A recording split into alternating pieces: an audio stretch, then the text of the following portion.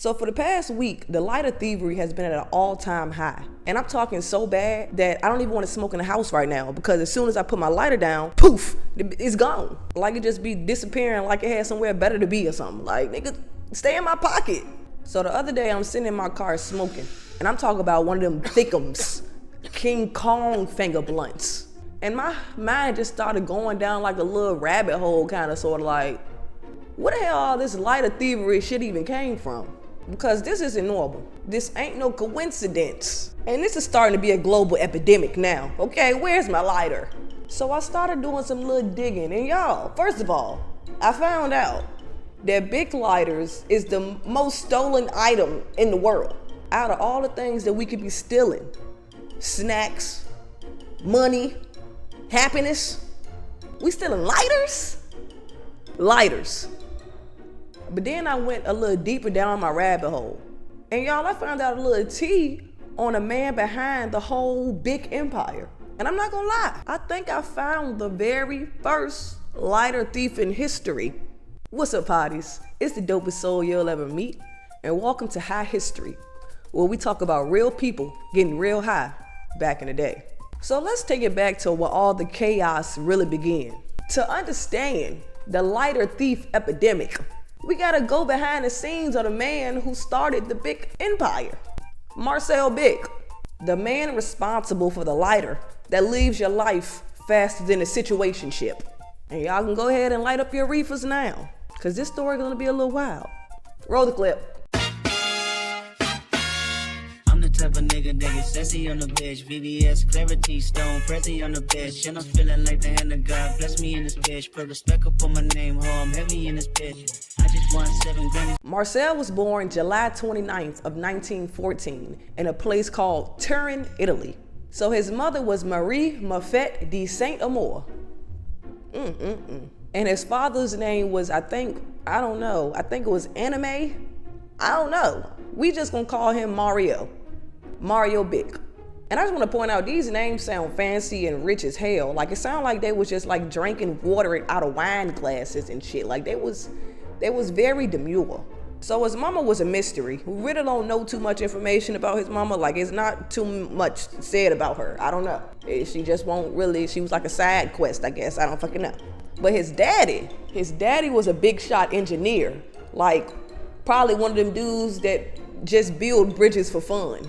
So Marcel grew up around tools, gears, machines, mechanics, everything. He just grew up around it.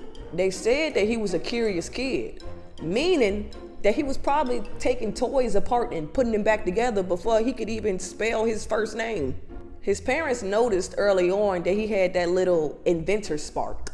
So they fed it instead of kind of like, focus on your books. You know, they was like, okay, here you go a screwdriver and a tool set. Let me see what you can do, bucko. So his genius father decided that he wanted to become commercially successful, but it flopped for some reason. I don't know. It doesn't say why the shit flopped, but it flopped, and supposedly it flopped pretty hard. But instead of quitting, he packed up the whole family and moved to France. Basically like, new country, new me. Who this? Yeah, like, we changed that shit up. Ain't nothing wrong with a little rebranding. Ain't nothing wrong with a rebrand. You rebrand as many times as you need to rebrand, sir. Whatever you need to do. So Marcel was still kind of young when they moved to France. So his younger years in France are kind of foggy in the history books. But he did eventually gain his French citizenship in 1932. And this is where the origin story kind of really takes shape. So after becoming a French citizen, Marcel was kind of like, all right, bet. So now I guess it's time to go to war. He serves in World War II. And this is where he comes in contact with the legendary lighter, the Zippo lighter. Yeah, that zip. Yeah, that zip. I don't know why I'm so turned, y'all. So Zippos was like the iPhone of the war. If you didn't have a zip, you weren't hip, you weren't cool. So soldiers was lighting cigarettes for like stress and trauma, and after all that crazy shit happened, they lit their cigarettes. That's why having a Zippo lighter was like kind of like a staple back then, because it kept your morale up to smoke cigarettes. So you needed fire to light your cigarette. So that's why the Zippo lighter was such an important staple in war, because you gotta have them cigarettes. You just seen your comrade get his hat blown off, so like you need a cigarette. What's gonna help me get my cigarette? A lighter, okay? I can't have one without the other. Give me my fucking lighter. I understand. I get it. That's how they was. They weren't playing about their lighters. That's how they was. Give me my lighter. All right, they weren't playing. Zippos were windproof, durable, and just built like a tank. So that lighter left a huge impression on Marcel. So after the war, he enrolls into the University of Paris. This is where he meets, we're gonna call him Edward. I don't really know how to pronounce French names. I don't know. So his name is Edward Bufford. It has a ring to it, huh? Edward Bufford. So Edward became his business partner. And I can only imagine their first conversation in class. Like, they probably sitting in class. Marcel was probably like, psst, you smoke? And then Edward was like, yeah, hell yeah, but I don't got no lighter, bro. I don't got no lighter. And then Marcel was probably like,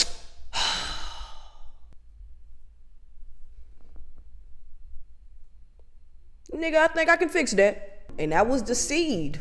That was the spark. That was the moment everything changed. In 1944, Marcel and Edward scraped together around $2,000 and they bought a factory. And their whole plan was pretty simple. Make everyday items disposable. Pens, throw them away. Razors, get them out of here. Office supplies, who need them? Their philosophy was basically, why make one good product when I can make 20 cheap ones? Come on, use your manugula here. Cause honestly, that's genius right there. I mean, you gotta give them credit when it's due. That shit is genius. So he already had competition with Zippo.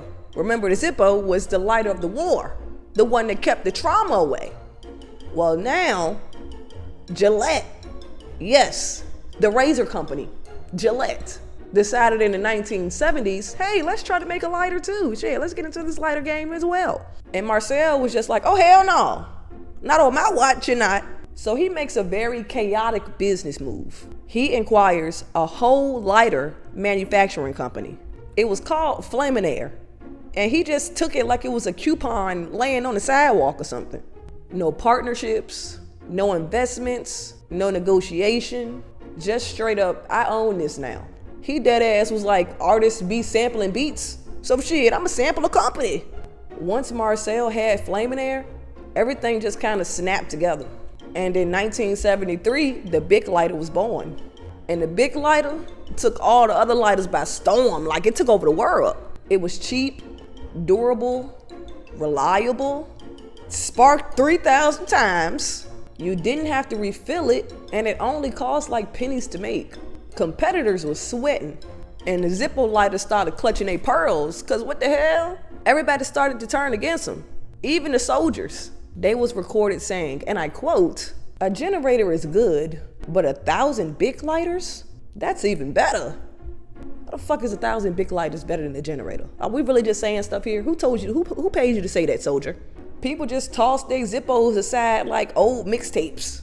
The Bic lighter was no longer just competing. This shit was taking over.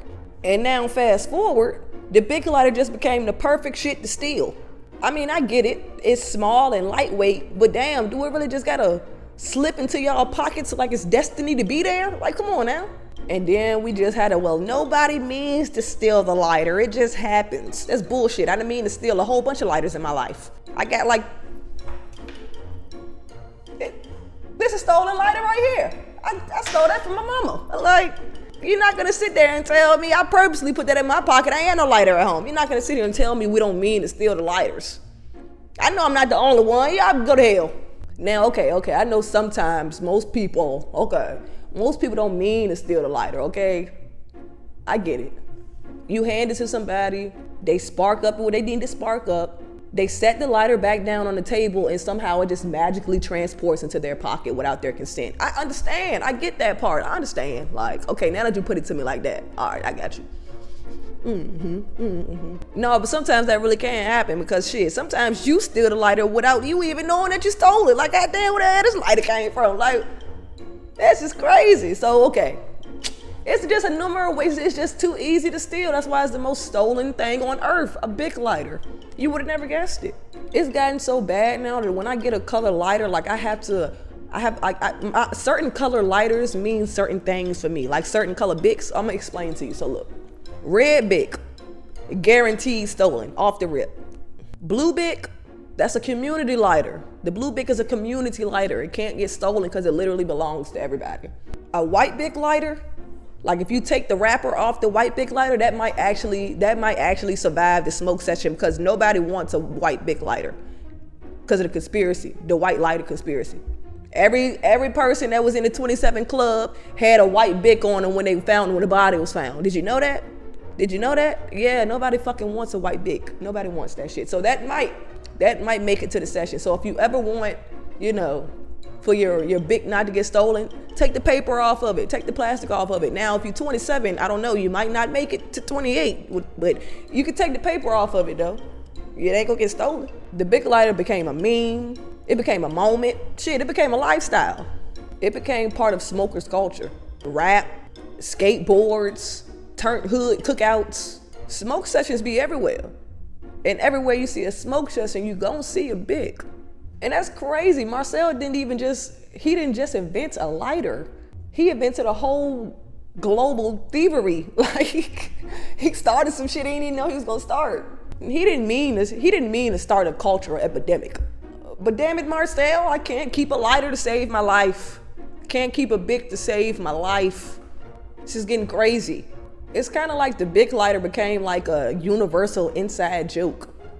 No matter how hard you try, no matter how hard you guard it, your lighter will get gat. Just remember that. And honestly, let's just chill out with all this shit talking. Honestly, we grateful. We grateful. At the end of the day, lighter thievery is part of the smoke session culture. It just comes hand in hand. You can't love one without loving the other. So Marcel Bic didn't steal your lighter, and he did create just a world with people that did. And it's that lighter thieving spirit that inspired the next episode of High History. Because on the next episode, we're gonna be diving into one of the most asked questions and then like the most debated topic in cannabis culture. Is cannabis really medical? Is it really medicine, okay? Like, is this shit really medical? Or is we just using it to get high? Like, what's the deal? Come on now, what's the deal? So on the next High History, we're gonna be diving into if cannabis is really medical or if it's just a bunch of bulllarky. So make sure you stay tuned. I know I ain't smoked this time because like I'm running a little low on gas, okay? And I'm sorry that this story was a little short. I know it was like short like my first ones, like my first scripts, but you gotta keep in mind. Like I told y'all, this was my very first script that I ever wrote. I wrote this 2 years before I even started the High History series. So yeah, but I'm still proud of it. I might redo it because I kind of want to see like the script that I just did, and then I want to rewrite the script and see if I got any better. And I got to hurry up and finish the video now because it's getting dark outside and I don't want my lighting to go. So make sure you smoke the gas and pass the gas. I hope you smoked for me this episode too. But dope soul out.